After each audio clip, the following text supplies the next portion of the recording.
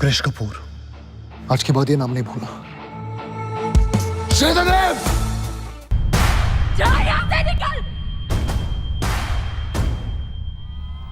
सैयारा तू तो बदला नहीं है। 10 सितंबर 2024 से सैयारा फिल्म की शूटिंग की शुरुआत हुई थी। एक पूजा शिरोमणि के आयोजन के बाद पूरी स्टार कास्ट के साथ पहला शॉट लिया गया। करीब 6 महीने तक चले शूटिंग शेड्यूल के बाद मार्च 2025 में फिल्म की शूटिंग पूरी कर ली गई। इस फिल्म की ज्यादातर शूटिंग मुंबई और गोवा की लोकेशंस पर की गई है। बात करते हैं उस सीन की जिसने युवाओं को सबसे ज्यादा प्रभावित किया, आहान पांडे और अनीत पड्डा की बाइक राइडिंग। सोशल मीडिया पर इनकी बाइकिंग क्लिप्स वायरल होने लगी और युवाओं में बाइकिंग का क्रेज बढ़ता चला गया। इन सीन्स को शूट करने का तरीका भी काफी खास था। असली सड़कों पर फिल्मांकन के दौरान एक क्रेन से लैस वैन को बाइक से अटैच किया गया ताकि कलाकारों के लिए कोई खतरा न रहे। इस तकनीक की मदद से उनके क्लोजअप शॉट्स सुरक्षित और शानदार तरीके से कैप्चर किए गए। गौर करने वाली बात यह भी है कि इस फिल्म के बाद हार्ले डेविडसन की ये बाइक अचानक से ट्रेंड में आ गई। हालांकि सभी बाइक सीन्स इसी तरीके से शूट नहीं किए गए। कुछ सीन्स को रियल सड़कों पर स्टंट मास्टर की मदद से फिल्माया गया था। इसके लिए डर्ट बाइक पर कैमरा सेटअप करके मोशन शॉट्स लिए गए जिनमें हीरो और हीरोइन को बाइक पर सवारी करते हुए दिखाया गया। रिलीज के पहले ही दिन फिल्म ने 25 करोड़ से ज्यादा की कमाई की। फिल्म को करीब 30 करोड़ के बजट में बनाया गया था और सिर्फ 5 दिनों में ही इसने 132 करोड़ का कलेक्शन कर लिया।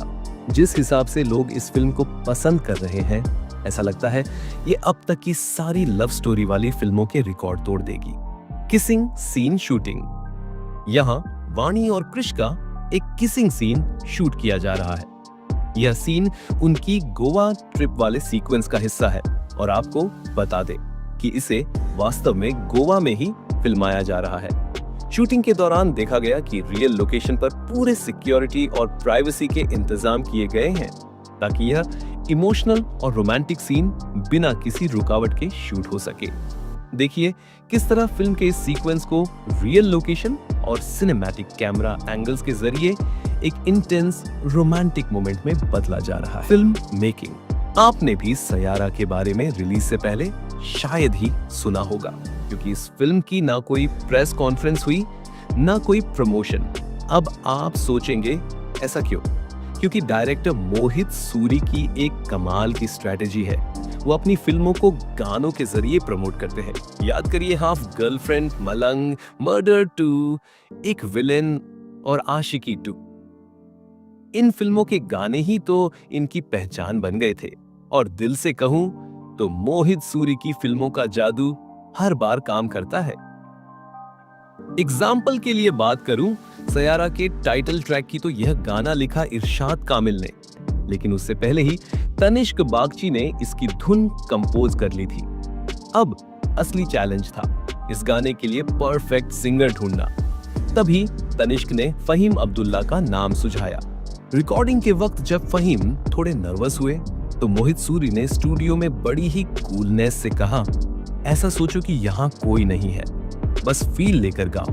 और बस उस मोमेंट के बाद फहीम ने जो गाया वो दिल जीतने वाला था। हाय मैं मर ही जाऊं जो तुझको ना पाऊं, तुम तेरी मैं। फाइन, सिर्फ क्लासिकल थोड़ा कम। हाँ दादा, ठीक है। आप यहाँ तनिष्क को म्यूजिक डायरेक्शन देते और फहीम को गाने के हर नोट पर गाइड करते हुए देख सकते हो। ये पूरी प्रक्रिया इतनी दिलचस्प है कि आपको लगेगा जैसे आप भी स्टूडियो में बैठे हैं। जो तुमको ना पाऊं, बातों में तेरी मैं, रातें में you need that। समझ में आ रहा है? वो ऊपर नीचे करना पड़ेगा वर्ड्स में। अब लोकेशन बदलते हैं। यहाँ वाणी बत्रा का सिंगिंग वाला शॉट शूट हो रहा था और उनके साथ आहान पांडे भी नजर आए। ये सीक्वेंस भी फिल्म के उन खास पलों में से एक है जहां म्यूजिक और इमोशन दोनों का परफेक्ट मिक्स दिखता है। और सबसे दिलचस्प पार्ट, लिरिसिस्ट राजशेखर और music director singer Vishal Mishra की बॉन्डिंग। अगर ऐसा गाना बनाए ना जो कि लगे सिंगेबल, ऐसा लगे कि सबका गाना है बट उसको एक नया रूप दे, ऐसा करें।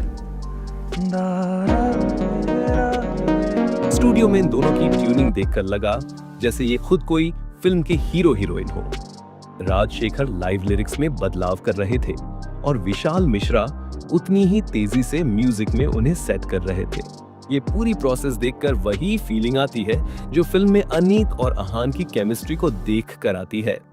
तो इसी तरह हमें मिला तुम हो तो, एक ऐसा प्यारा सा गाना जिसने लोगों के दिलों में सीधा जगह बना ली।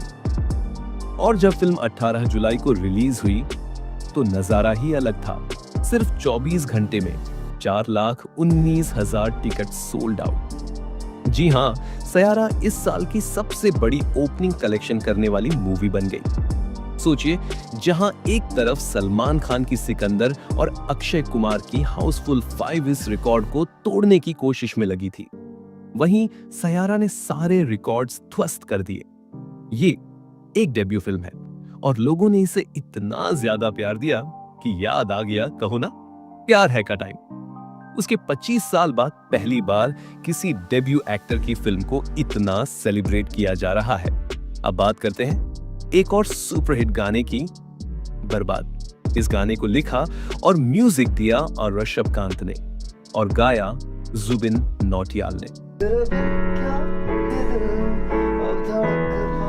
I think the key in this is when you start the antara na.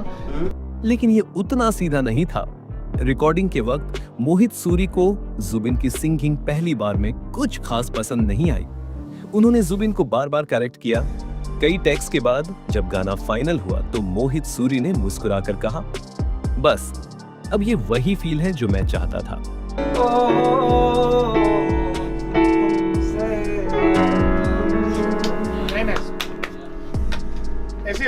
Director मोहित सूरी को पता है कि अपनी फिल्मों को कैसे प्रमोट करना है। उनका फॉर्मूला सिंपल है बट पावरफुल। वो मानते हैं कि अगर गाने दिल को छू लें तो फिल्म खुद ही लोगों तक पहुंच जाएगी।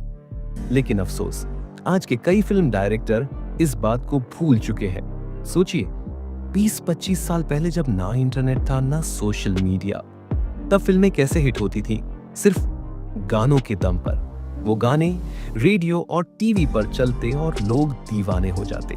कई बार तो फिल्मों की स्टोरी एवरेज होती, लेकिन गानों ने उन्हें सुपरहिट बना दिया। यही वजह है कि आज भी पुराने गाने इतने मीनिंगफुल और एवरग्रीन लगते हैं।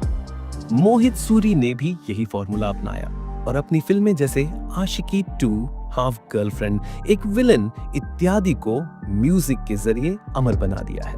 और अब आते हैं उस गाने पर जिसने फिल्म में अनीत और आहान की लव स्टोरी शुरू की, Humsafar. Very nice. Then we can bring the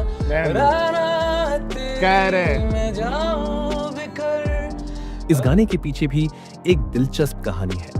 recording के वक्त स्टूडियो में सचेत परंपरा की बॉन्डिंग देखकर खुद मोहित सूरी बोले, मुझे इन्हें देखकर अपनी फिल्म की लव स्टोरी का इंस्पिरेशन आता था, क्योंकि सचेत हर बार गाने के दौरान परंपरा की आंखों में देखता, जैसे उसकी मंजूरी का इंतजार कर रहा हो।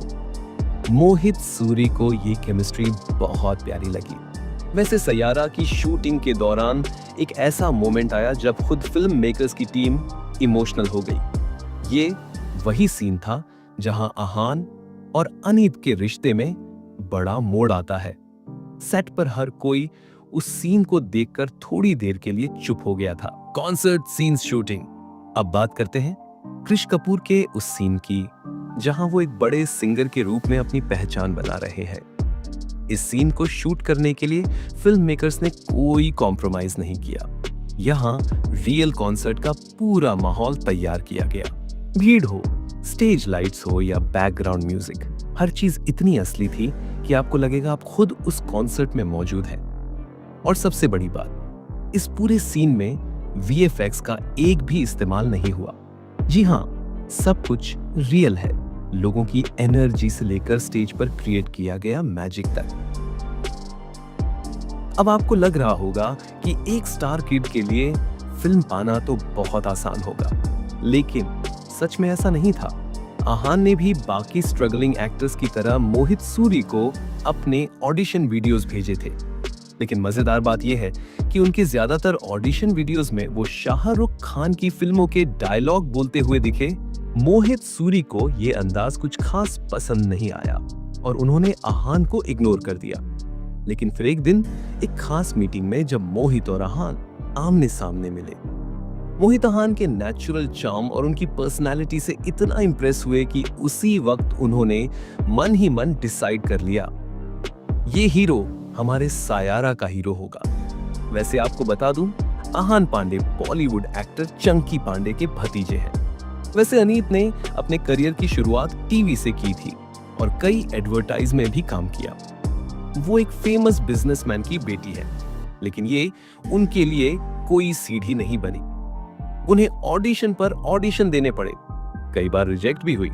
लेकिन मोहित सूरी को जब उनके नेचुरल एक्सप्रेशंस और स्क्रीन प्रेजेंस ने प्रभावित किया तो उन्होंने कहा, इसी में वो मासूमियत और स्ट्रॉन्गनेस है जो हमारी लीड कैरेक्टर में चाहिए। और इस तरह अनीत पड्डा को सायारा में लीड एक्ट्रेस के तौर पर कास्ट कर लिया गया। क्या आप जानते हैं कि सायारा का नाम पहले कुछ और ही होने वाला था? जी हाँ, मोहित सूरी इस फिल्म का नाम आशिकी 3 रखने वाले थे। लेकिन जब अनाउंसमेंट का टाइम आया तो मुकेश भट्ट और भूषण कुमार के बीच बड़ा झगड़ा हो गया। दोनों इस नाम को लेकर सहमत नहीं थे और इसी वजह से उन्होंने फिल्म को प्रोड्यूस करने से मना कर दिया। अब इस फिल्म की जबरदस्त सफलता के बाद शायद दोनों को पछतावा हो रहा होगा। वैसे आपको याद दिला दूं, 1990 की आशिकी फिल्म को भूषण कुमार के पिता गुलशन कुमार ने प्रोड्यूस किया था और आदित्य रॉय कपूर और श्रद्धा कपूर वाली आशिकी 2 को भूषण कुमार यानी टी सीरीज ने। इसलिए आशिकी टाइटल का राइट भी सिर्फ टी सीरीज के पास था। खैर, इसके बाद मोहित सूरी ने हार नहीं मानी। उन्हें एक नए प्रोड्यूसर की तलाश थी। पहले उन्होंने कहानी सुनाई अक्षय बेदानी को, उन्हें ये बहुत पसंद आई। फिर कहानी पहुंची आदित्य चोपड़ा तक और उन्होंने फौरन डिसाइड कर लिया कि फिल्म YRF फिल्म्स के बैनर तले बनेगी और इसी तरह सायारा का नया सफर शुरू हुआ। अब आते हैं उस सीन पर जहां कृष कपूर यानी आहान पांडे पहली बार अपने फैंस को देखते हैं। यहां उनकी पहली एल्बम सुपरहिट हो चुकी होती है और उनकी लोकप्रियता हर जगह फैल जाती है। इस सीन के लिए फिल्म मेकर्स ने रियल भीड़, रियल लोकेशन वाला माहौल तैयार किया। VFX का एक भी इस्तेमाल नहीं हुआ, हर चीज असली थी। तो जब आप स्क्रीन पर वो एनर्जी देखेंगे तो वो फील भी उतनी ही रियल होगी। फिल्म सायारा का बेसिक प्लॉट अल्जाइमर डिजीज पर है। दिलचस्प बात यह है कि इसी थीम पर 2004 में आई south Korean film a moment to remember में भी काम किया गया था। मोहित सूरी ने उस फिल्म से इंस्पिरेशन ली, लेकिन सायारा ने अपनी अलग पहचान बनाई।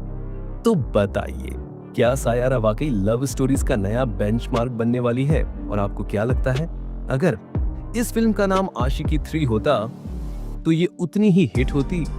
कमेंट में बताइए और चैनल को सब्सक्राइब करना मत भूलिए।